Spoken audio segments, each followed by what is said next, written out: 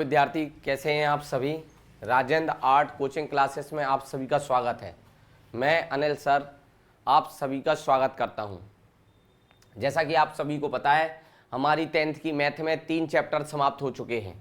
अब हम चौथा चैप्टर स्टार्ट करने जा रहे हैं जिसका नाम है द्विघात समीकरण। क्या नाम है? द्विघात समीकरण। अब द्विघात समीकरण तो आप सबको पता है कि द्विघात समीकरण होता क्या है। तो देखिए जैसे कि ये लिखा है A X square plus B X plus C बराबर 0। ये क्या लिखा है? A X square plus B X plus C बराबर 0। तो ये किसके फॉर्म में है? स्क्वायर के फॉर्म में है। ए कहाँ है? एक्स स्क्वायर के फॉर्म में है। तो ये बी ये ए क्या है? एक्स स्क्वायर के फॉर्म में है। तो ये समीकरण जो कहलाएगा वो क्या कहलाएगा? द्विघात समीकरण कहलाएगा। इसको क्या बोलेंगे आप? द्विघात समीकरण कहलाता है। ये द्विघात समीकरण कहलाता है। तो हम आज इसी के बारे में पढ़ेंगे, द्विघात समीकरण के बारे में। तो द्विघात समीकरण क्या होता है? A X square plus B X plus C बराबर 0, जिसे हम क्या बोलते हैं? द्विघात समीकरण। द्विघात समीकरण भी बोला जाता है और या इसको आप मानक रूप भी कहलाता है। ये क्या कहलाता है? मानक रूप भी इसे कह सकते हैं आप, मानक रूप। क्लियर? लेकिन इसका ज्यादा नाम क्या चर्चित है? द्विघात समीकरण। ठीक, इसे क्या बोलेंगे आप? द्विघात समीकरण, क्योंकि ये किस घात में है? द्विघात समीकरण में। क्लियर? अगर मान लो ये इस फॉर्म में होता ए एक्स प्लस सी बराबर 0, तो ये रैखिक समीकरण कहलाता है। क्या कहलाता है? रैखिक समीकरण। क्या कहलाता है? रैखिक समीकरण। अगर वर्ग आ जाता है तो ये कहलाता है आपका द्विघात समीकरण, है ना। सपोज करिए अगर ये एक्स क्यू आ जाए, बी एक्स स्क्वायर आ जाए, प्लस सी एक्स आ जाए, प्लस डी आ जाए और बराबर 0, तो ये कहलाता है त्रिघात समीकरण। कौन सा समीकरण? त्रिघात समीकरण। इसको त्रिघात समीकरण बोलते हैं। क्लियर? ये द्विघात समीकरण होता है, ये रैखिक समीकरण होता है और ये त्रिघात समीकरण होता है। ठीक, तो वैसे कि हम तो चैप्टर में क्या पढ़ रहे हैं? द्विघात समीकरण। तो हमें इस चैप्टर में सिर्फ और सिर्फ किसके बारे में पढ़ना है? द्विघात समीकरणों के बारे में पढ़ना है। और द्विघात समीकरण बनता कैसे है? ऐसे A X square plus B X plus C बराबर 0। चलिए तो अब हम चलते हैं अपने क्वेश्चनों पर। क्वेश्चन से पहले और इस चैप्टर में आपको ये फॉर्मूले जरूर याद होने चाहिए, क्योंकि आपको इस चैप्टर में ये फॉर्मूले बहुत ज्यादा लगने वाले हैं। तो मैंने आपको यहां पर ये फॉर्मूले लिखे हैं कि a प्लस बी का होल स्क्वायर होता है A square plus B square plus 2ab। ठीक, फिर a माइनस बी का होल स्क्वायर होता है A square plus B square minus 2ab। ठीक, फिर q वाला आ जाता है, ये q वाला है, a प्लस बी का होल क्यू बनाता है A cube plus B cube plus 3ab कोष्टक में a प्लस बी। क्लियर? और a माइनस बी का होल क्यू क्या बनाता है? A cube minus B cube minus A 3ab कोष्टक में a माइनस बी।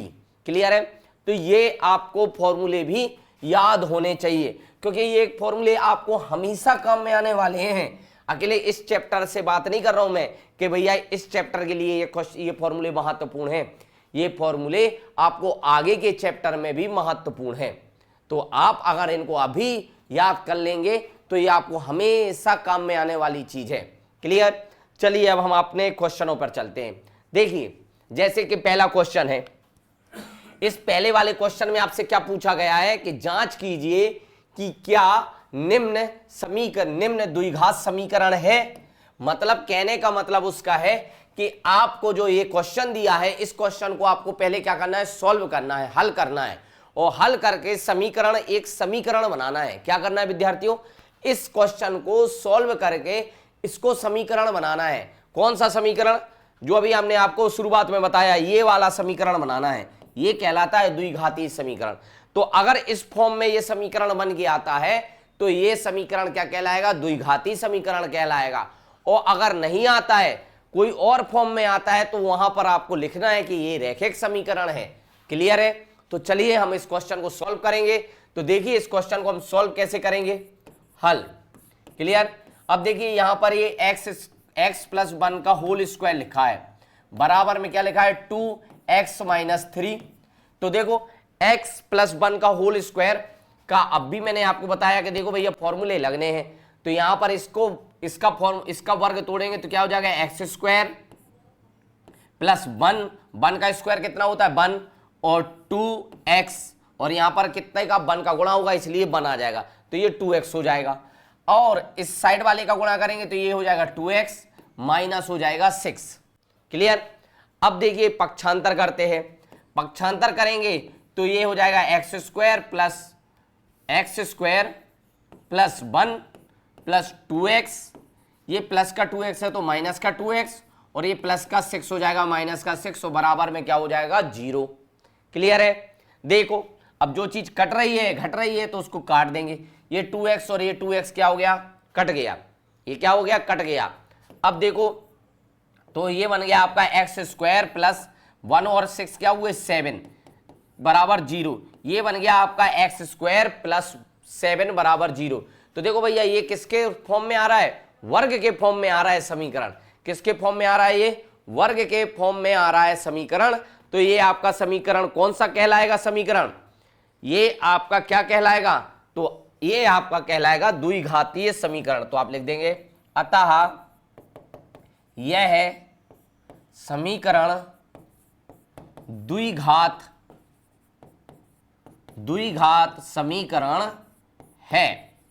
ऐसे आपको इस क्वेश्चन की जांच करनी है। जांच करने का मतलब होता है इस क्वेश्चन को पूरा सॉल्व करना, और सॉल्व करने के बाद पता करना है आपको कि यह द्विघात समीकरण है या नहीं है। क्लियर है, ये क्वेश्चन समझ में आया।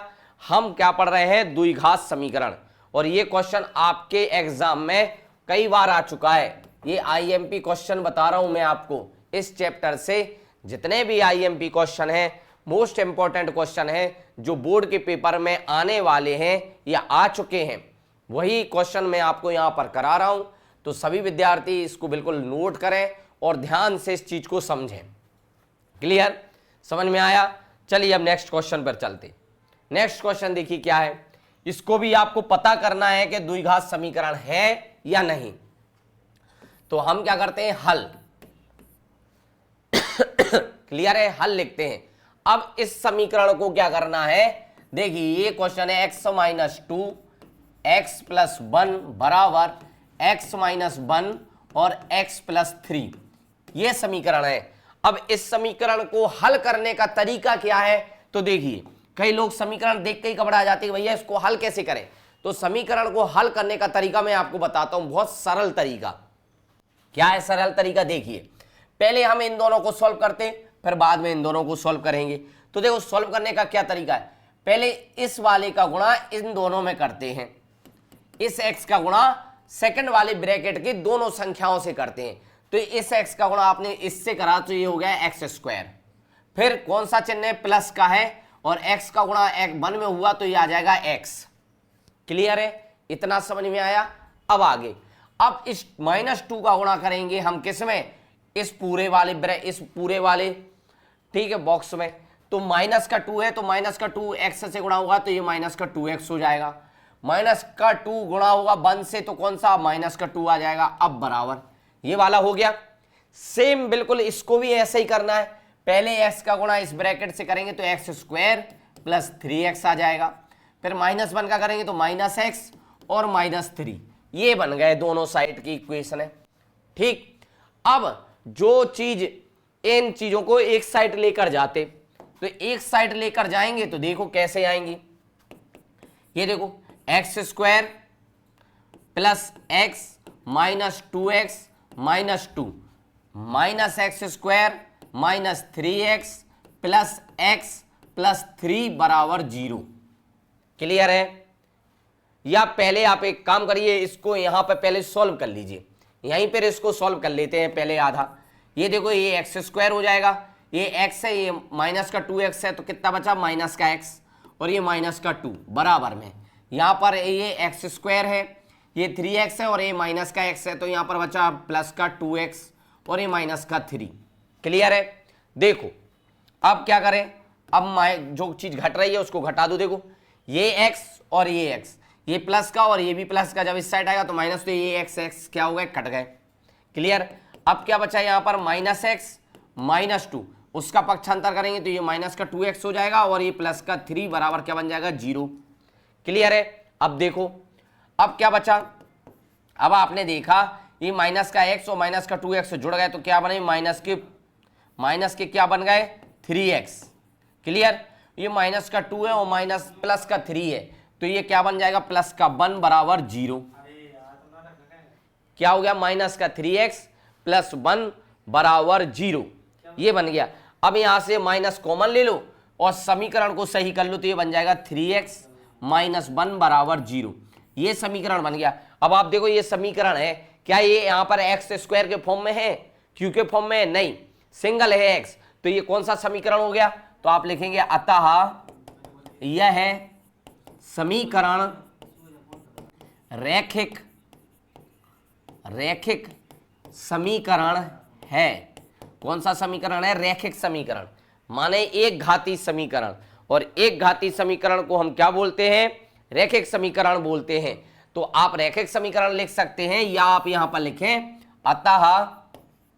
अतः यह द्विघात, हमें द्विघात पता करना है इसलिए यहां पर लिखेंगे अतः यह द्विघात समीकरण नहीं है। क्लियर है, रैखिक नहीं लिखना, द्विघात निकालना है तो जो द्विघात नहीं आएंगे वहां पर आपको सीधा सीधा लिखना है कि अतः यह द्विघात समीकरण नहीं है। क्लियर है, समझ में आया। चलिए तो अब बिल्कुल ये चीज समझ में आई। चलिए अब नेक्स्ट क्वेश्चन पर चलते हैं। देखिए नेक्स्ट क्वेश्चन क्या लिखा है, x प्लस 2 का क्यूब बराबर में 2x कोष्टक में एक्स स्क्वायर माइनस 1। अब देखिए मैंने आपको बताया ना कि फॉर्मूले की बहुत ज्यादा जरूरत पड़ने वाली है। अगर आपको फॉर्मूले याद नहीं है तो आप फॉर्मूले के बिना क्वेश्चन नहीं कर सकते। अब देखो यहां पर क्या है की घात है क्यू की, x प्लस 2 का होल क्यूब बराबर में 2x एक्स स्क्वायर माइनस 1। अब इसको सॉल्व करना है तो देखो ये होल क्यू के फॉर्म में है, किसके फॉर्म में है, होल क्यू के फॉर्म में है। तो देखो इसको कैसे लिखेंगे, x का क्यूब प्लस 8 का क्यूब, 2 का क्यूब कितना हो जाएगा 8 प्लस, फिर देखो आप फॉर्मूला देखिए यहां पर ये वाला लगना है ए बी 3ab कोष्टक में ab है ना, तो यहां पर ये क्या हो जाएगा, यहां पर क्या हो जाएगा, ये हो गया। अब 3 आ जाएगा, x आ जाएगा इंटू 2 आ जाएगा और कोष्टक में आ जाएगा x प्लस 2, यही रहेगा, यही फॉर्मूला हमारा बोलता है। देखिए क्लियर है, ये हो गया। अब बराबर में जो है उसको लिखेंगे पूरा, ये बराबर वाला करेंगे, 2x का एक्स स्क्वायर में हुआ तो 2x क्यूब हो गया और माइनस ये 2x हो गया। क्लियर, अब फिर करते हैं पूरा solve, x cube plus 8 plus ये हो जाएगा 6x स्क्वायर, क्या हो जाएगा 6x स्क्वायर हो जाएगा और उधर हो जाएगा प्लस में कितना 6, ये 6 है, 6 हो गया 6x स्क्वायर हो गया, यहाँ पर 6x और ये हो गया तो ये 12x हो गया बराबर में 3 बराबर में 2x cube minus 2x। Clear, अब क्या करें, अब x वाले क्यू वाले एक साइड लिख लो, स्क्वायर वाले अलग लिख लो, x वाले अलग लिख लो, संख्या वाले एक ही साइड ले जाओ इन सबको। तो चलिए ले चलते हैं एक साइड, तो देखो x cube minus 2x cube plus 6x square, तो सिंगल ही है, प्लस 12x, ये 2x पक्षांतर हुआ तो ये हो जाएगा प्लस का 2x और प्लस 8 है सो 8 और बराबर में 0। अब सॉल्व करेंगे तो आप यहां से घटाएंगे तो कितना बचेगा, माइनस का 2x क्यू माइनस का x क्यूब प्लस का 6x स्क्वायर प्लस का 14x और प्लस का 8 बराबर 0। क्लियर, ये समीकरण बन जाएगा आपका। क्लियर है विद्यार्थियों, क्या समीकरण बना, ये समीकरण बना। ठीक, अब x ये समीकरण बना है तो ये माइनस यहां से हटाना है तो माइनस कॉमन लिया तो पूरा समीकरण चेंज हो जाएगा, x cube minus 6x square minus 14x plus minus 8 बराबर 0। अब देखो आप यहां पर ये जो हमने सॉल्व करा तो ये सॉल्व करने के बाद ये समीकरण किसके फॉर्म में आया, एक्स क्यू के फॉर्म में आया। तो मैंने आपको शुरुआत में बताया था जो समीकरण एक्स क्यू के फॉर्म में आ जाता है वो क्या बन जाता है, त्रिघात समीकरण कहलाता है। क्या कहलाता है, त्रिघात समीकरण। जबकि हम तो सॉल्व कर रहे हैं क्या, हम तो सॉल्व पढ़ रहे हैं द्विघात समीकरण, हमें द्विघात समीकरण बताना है। तो क्या ये द्विघात समीकरण है, नहीं। तो यहां लिख देंगे अतः यह समीकरण द्विघात समीकरण नहीं है, द्विघात समीकरण नहीं है। क्लियर है, ये क्वेश्चन समझ में आया आपको। क्यू के फॉर्म में था तो हमने इसको क्यू के फॉर्म में तोड़ा। यहां पर मैंने आपको फॉर्मूले लिख दिए हैं, ये फॉर्मूले सभी विद्यार्थियों को याद होने चाहिए। इन फॉर्मूलों के बिना आप क्वेश्चन को सॉल्व नहीं कर सकते। क्लियर, तो ये इसको तोड़ा हमने क्यू में, फिर इसको तोड़ा, क्यू वाले एक साइड लाए, स्क्वायर वाले लाए, बराबर पूरे इक्वेशन को किसके बराबर करा, 0 के बराबर करा, और फिर सॉल्व किया। यहां पर ये माइनस कॉमन लिया तो पूरी संख्या माइनस की हो गई, एक्स क्यू प्लस का हो गया। तो ये किसके फॉर्म में आया, क्यू के फॉर्म में आया, ये क्यू के फॉर्म में आया, इसलिए यह समीकरण त्रिघात समीकरण है। तो हम लिख देंगे अतः यह समीकरण द्विघाती समीकरण नहीं है। क्लियर है, क्लियर। चलिए अब नेक्स्ट क्वेश्चन पर चलते हैं। तो देखो नेक्स्ट क्वेश्चन भी क्या है, नेक्स्ट क्वेश्चन में भी देखो भैया क्यू वाला फॉर्मूला आ गया, और ये भी मोस्ट इंपॉर्टेंट क्वेश्चन है, आईएमपी क्वेश्चन है, जो कि पेपर में आया है आपके लगातार 2-3 साल आया है। क्लियर है, तो अब देखिए इसको सॉल्व करते हैं हल।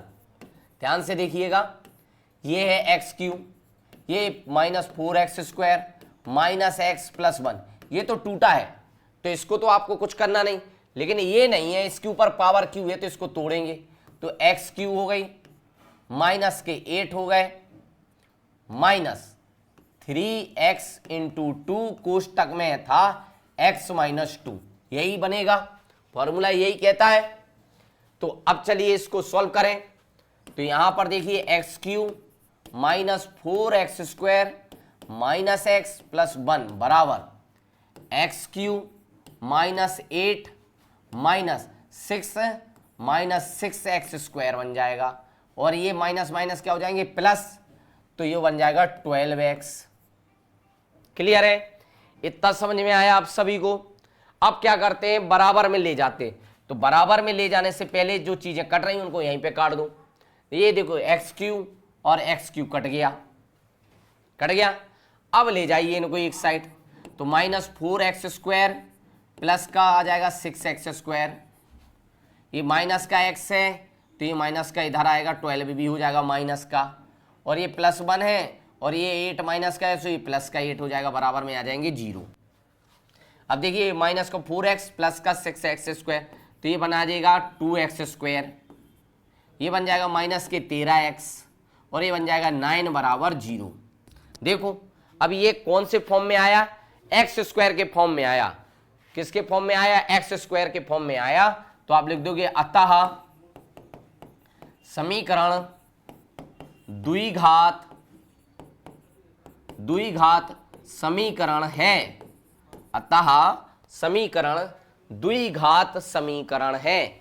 कौन सा समीकरण है विद्यार्थियों, द्विघात समीकरण है। क्लियर है, ऐसे क्वेश्चन आपकी बुक में और भी दिए हैं, तो आप उनको सॉल्व करने का प्रयास कीजिए। जो इस में मेन महत्वपूर्ण क्वेश्चन थे वो मैंने आपको यहाँ पर समझा दिए। अगर किसी विद्यार्थी को लगता है कि और क्वेश्चन जो हमें नहीं समझ में आ रहे हैं, नहीं बन रहे हैं, वो हमें कमेंट करके बता सकते हैं, तो मैं आपको वो भी समझा दूंगा। क्लियर है, लेकिन जो मेरी दृष्टि से महत्वपूर्ण थे और पेपर की दृष्टि से महत्वपूर्ण क्वेश्चन थे वो मैंने आपको यहाँ पर जांच करके बता दिया कि ये द्विघात समीकरण है कि नहीं है। क्लियर है, तो ये क्वेश्चन कुछ महत्वपूर्ण क्वेश्चन थे, जैसे कि ये वाला हो गया, इसमें आपको द्विघात समीकरण बताना था। ये वाला समीकरण हो गया, इसको हमने सॉल्व करा, और इसमें हमने बताया कि ये द्विघात समीकरण है कि नहीं, तो इसको चेक करके बताया। इसको भी हमने चेक करके बताया। ये भी आपका एक आईएमपी क्वेश्चन है जो पेपर में आया है। मैंने वही सिलेक्टेड क्वेश्चन उठाए हैं बुक से, जो कि आपके पेपर में अधिकतर कई बार पूछे जाते हैं बोर्ड पेपर में। तो ये क्वेश्चन आपको बहुत ध्यान से करने की जरूरत है, इनको बिल्कुल ध्यान से करिएगा। क्लियर, ये समीकरण था पहला, तो ये भी आपको सॉल्व कर दिया। क्लियर है? चलिए नेक्स्ट क्वेश्चन पर चलते हैं। तो नेक्स्ट क्वेश्चन पे चलते हैं और नेक्स्ट क्वेश्चन करते हैं। नेक्स्ट क्वेश्चन में क्या दिया गया है? नेक्स्ट क्वेश्चन आपके कहते हैं कि गुणनखंड विधि से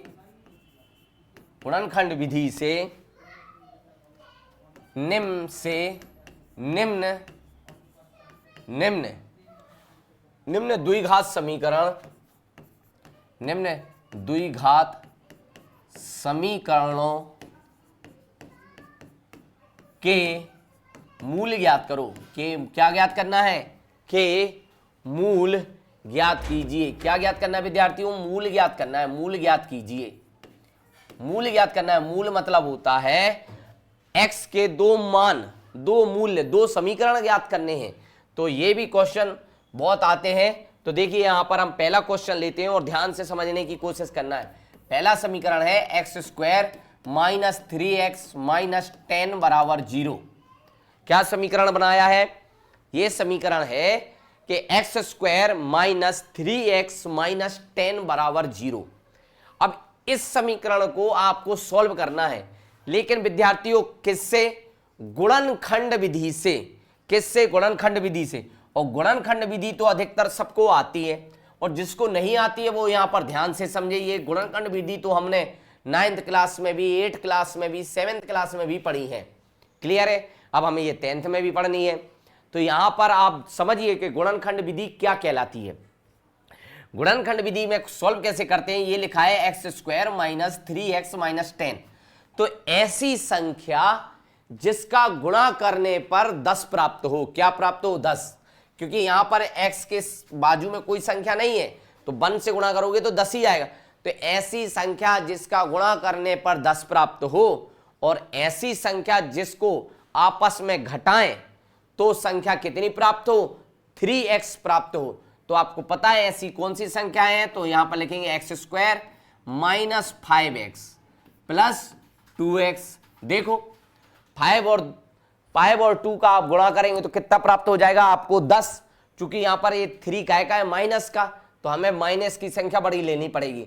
तो माइनस का 5x लिया, प्लस का 2x लिया, और -10 बराबर क्या हो जाएगा? 0। क्लियर? अब हम क्या करेंगे? कॉमन लेंगे। तो यहां से हमने क्या कॉमन लिया? देखो हमें कहां से, एक ये वाली कंडीशन है और एक ये वाली। तो यहां से हमने देखा कि यहां से हम x कॉमन ले सकते। तो इस कोष्टक में बचा x - 5। अब इस कोष्टक में जो प्राप्त हुआ सेम इस कोष्टक में भी प्राप्त होना चाहिए, तभी तो दो इक्वेशनें बनेंगी, दो मान निकलेंगे x के। तो आपने देखा कि यहां पर हमने क्या ले लिया? प्लस का 2 कॉमन ले लिया, तो x - 5 इस ब्रैकेट में भी बचा। ठीक, अब देखो ये x - 5 और x - 5 कॉमन हो गए, तो एक बन गया x - 5 और एक बन गया x + 2। ये वाला जो बाहर थे, इनको किसके बराबर करा? 0 के। तो ये 0 के बराबर बने। तो पहला बना x - 5 बराबर 0 और दूसरा बना x + 2 बराबर 0। तो यहां पर x के दो मान निकल के आए। पहला मान निकल के आया x - 5 बराबर 0 करा था, तो यहां पर x का मान कितना निकल के आया? x बराबर 5, हमने 0 के साइड पक्षांतर कर दिया। दूसरा था x + 2 बराबर 0, तो यहां पर x का मान आया -2। ये दो मूल प्राप्त हो गए। तो आपको यही दो मूल प्राप्त करने थे। तो x का मान आ गया 5 और x का मान आ गया -2। तो आप लिखेंगे अतः अभीष्ट समीकरण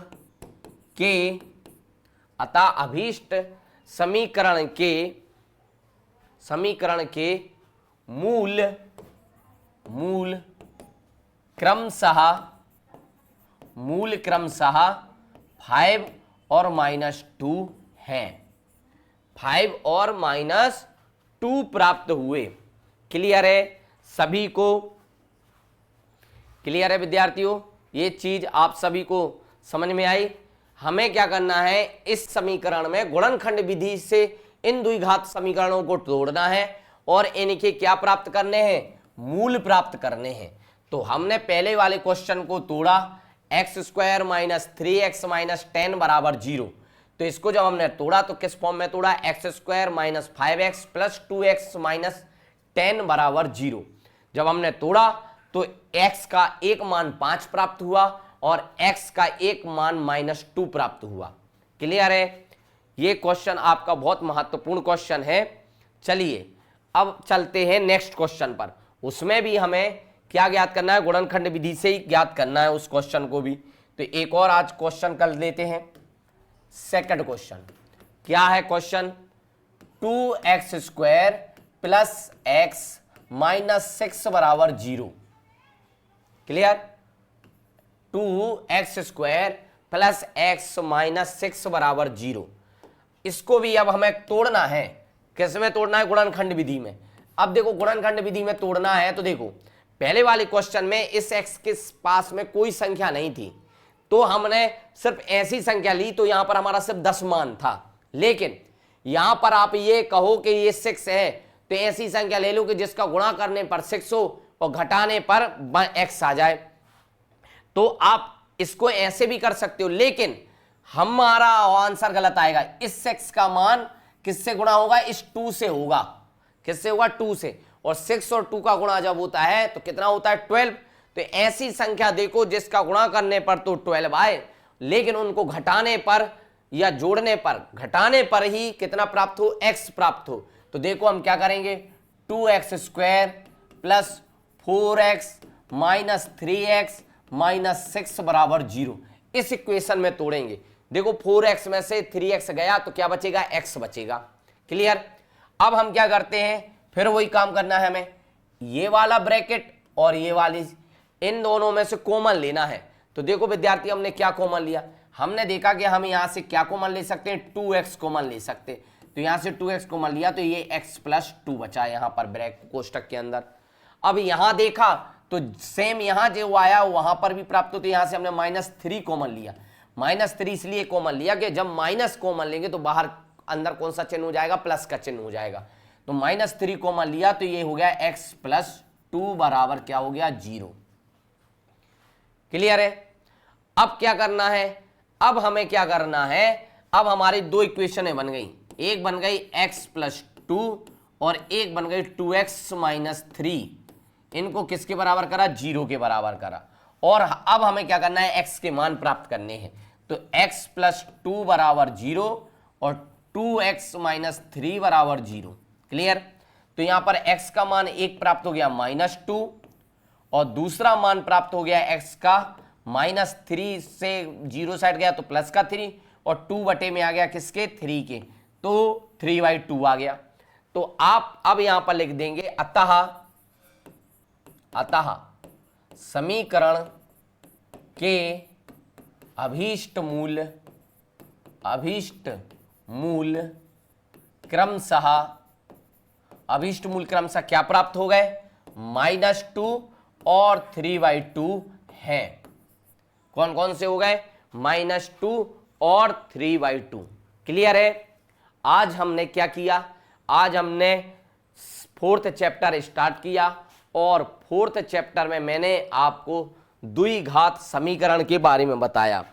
ठीक, और द्विघात समीकरण से रिलेटेड आज हमने कुछ महत्वपूर्ण क्वेश्चन भी किए जो कि आपके पेपर में आने की दृष्टि से बहुत महत्वपूर्ण है और आ चुके हैं ये पेपर में। तो आज हमने वही क्वेश्चन आपको सॉल्व किए, 1 2 3 4 और एक ये 5 और एक 6। आज हमने 6 क्वेश्चन किए। फिर हमने गुणनखंड विधि से सॉल्व करने वाले क्वेश्चन किए। तो ये भैया ये सभी क्वेश्चन आपके बहुत महत्वपूर्ण क्वेश्चन हैं और जो पेपर में आ चुके हैं। तो सभी विद्यार्थियों से अनुरोध है कि आप लोग अपनी फेयर कॉपी बनाएं और जिन्होंने अभी भी पढ़ना स्टार्ट नहीं किया वो भैया पढ़ना स्टार्ट करो। 10वीं बोर्ड है, बोर्ड में आप अच्छे परसेंटेज लाओगे तो 11th में आपको अपने मनपसंद सब्जेक्ट आप प्राप्त कर सकते हो किसी भी स्कूल में। लेकिन अगर 10 में आपके अच्छे परसेंटेज नहीं आए तो आप कुछ प्राप्त नहीं कर सकते। इसलिए आप चाहो तो हमारा प्ले स्टोर से आप ऐप डाउनलोड कीजिए, लिंक ऊपर है, आप कांटेक्ट कीजिए। या अगर किसी विद्यार्थी को ऑफलाइन क्लास ज्वाइन करनी है तो वो ऑफलाइन क्लास भी ज्वाइन कर सकता है। और आप ऑफलाइन क्लास भी पढ़िए। क्लियर है, वहाँ पर भी आपको बिल्कुल बेसिक लेवल से मैथ पढ़ाई जा रही है और भी सब्जेक्ट पढ़ाए जा रहे हैं, सभी कोर्स करा रहे हैं और बहुत ही न्यूनतम फीस में। क्लियर, आज के लिए इतना ही, फिर नेक्स्ट वीडियो के साथ मिलते हैं नेक्स्ट क्लास में और कुछ महत्वपूर्ण क्वेश्चन के साथ 4th चैप्टर के लिए। क्लियर, तब तक के लिए आज की क्लास यहीं पर समाप्त करते हैं। नमस्ते।